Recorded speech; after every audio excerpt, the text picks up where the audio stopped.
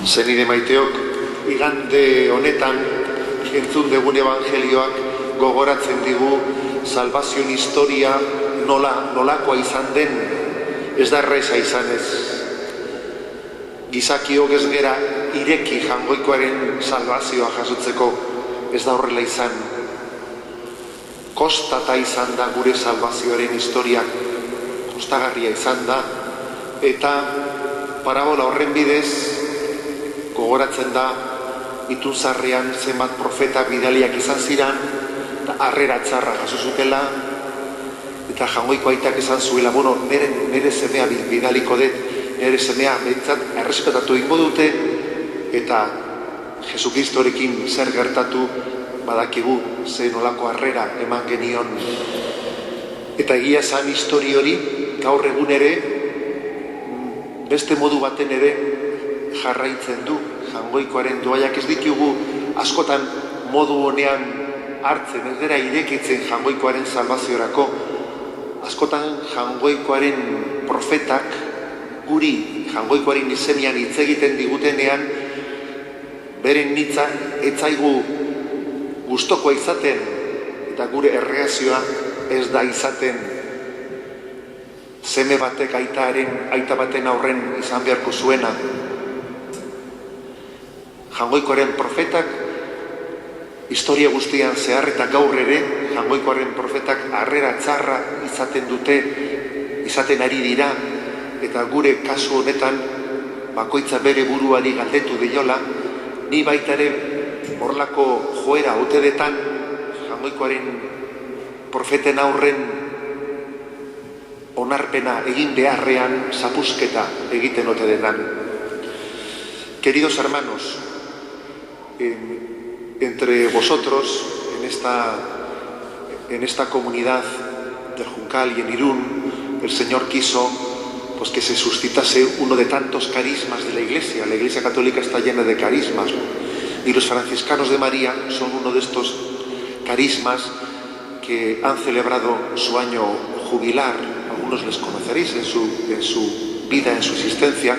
Siendo una comunidad tan grande como sois, pues otros muchos no les conoceréis.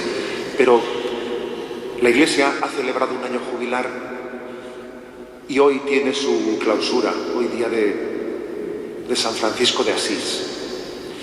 Y quisiera decir unas palabras que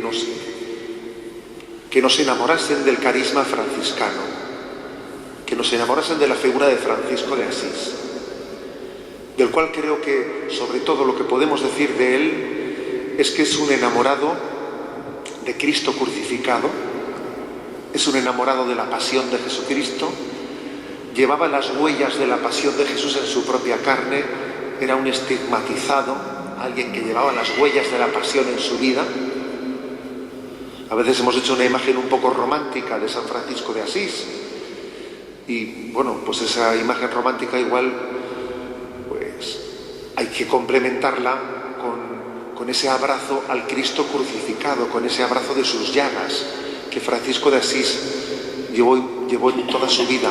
Pero sobre todo creo que de San Francisco de Asís lo que más debemos de subrayar es la pobreza de espíritu. Fijaros bien, igual que entre los mandamientos de la ley de Dios, el primer mandamiento, ciertamente el principal, es amarás a Dios sobre todas las cosas. También entre las bienaventuranzas, la primera de ellas es la principal. Bienaventurados los pobres de espíritu. Y creo que San Francisco de Asís subraya esa primera bienaventuranza. Bienaventurados los pobres de espíritu. ¿Quiénes son los pobres de espíritu? ¿Quién es el pobre de espíritu? El pobre de espíritu es el que tiene su tesoro en Dios, el que ha hecho de Dios su heredad, de manera que es capaz de relativizar todo el resto de las cosas. Si Dios es mi tesoro, si Dios es mi heredad, el resto de las cosas pues pasan a ocupar un lugar relativo.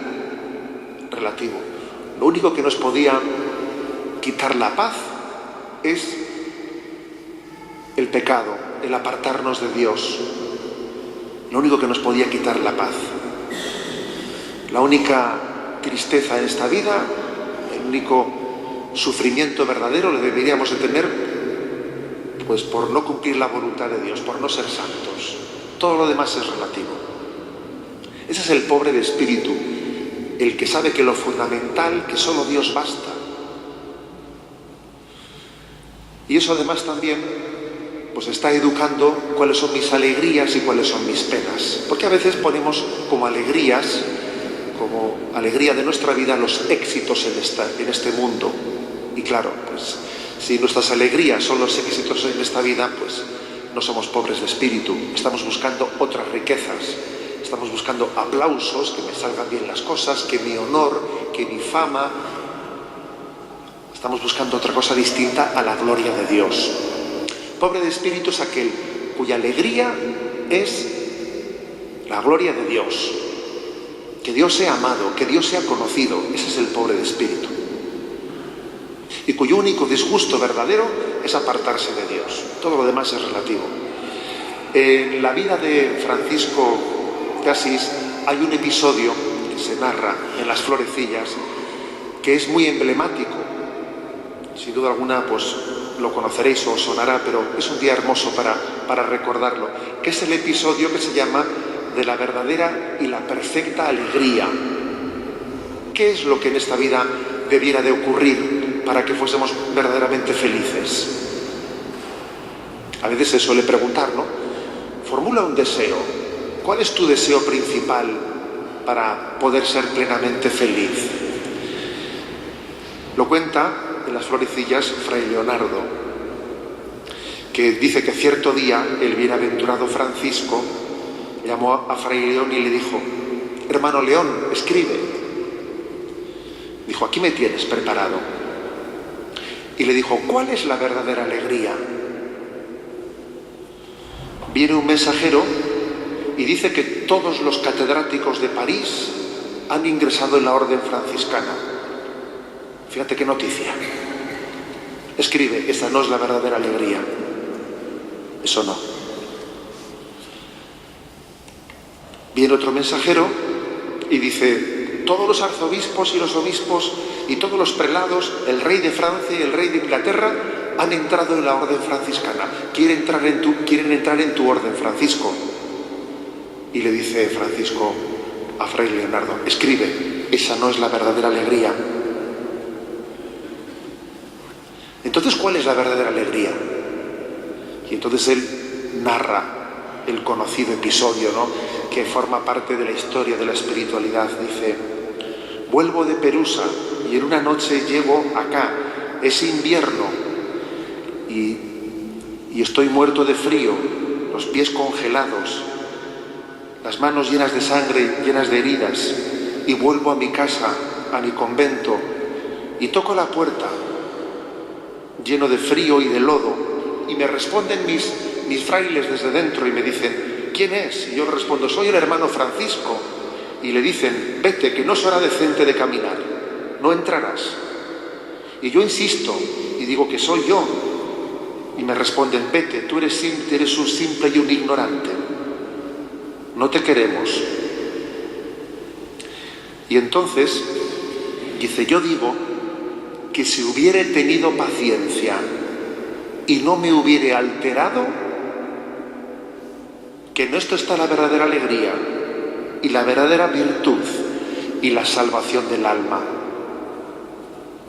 Es un pasaje impresionante de la historia de la espiritualidad. Es un pasaje impresionante en el que dice: la meta de nuestra vida no tiene que estar, nuestra autoestima no tiene que estar fundada en el aplauso que recibamos de los demás.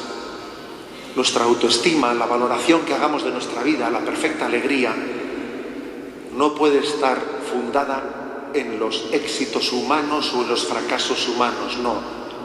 Qué frágil es la autoestima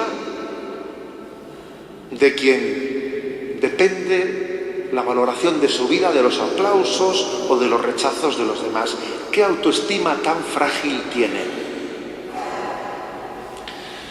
Nuestro gozo y nuestra alegría está en sabernos queridos por Dios. Nuestro gozo y nuestra alegría está en que, aunque las cosas no salgan como las hemos soñado o como las hubiésemos deseado o como las hemos planificado, Aunque haya muchos reveses en la vida, lo fundamental lo tenemos, y es que estamos en Dios. Dios camina junto a nosotros. Lo fundamental lo tenemos. Esa es la verdadera alegría. Eso es ser pobre de espíritu. Ese es el don de Francisco de Asís a la Iglesia, la pobreza de espíritu. Y esto da una gran libertad.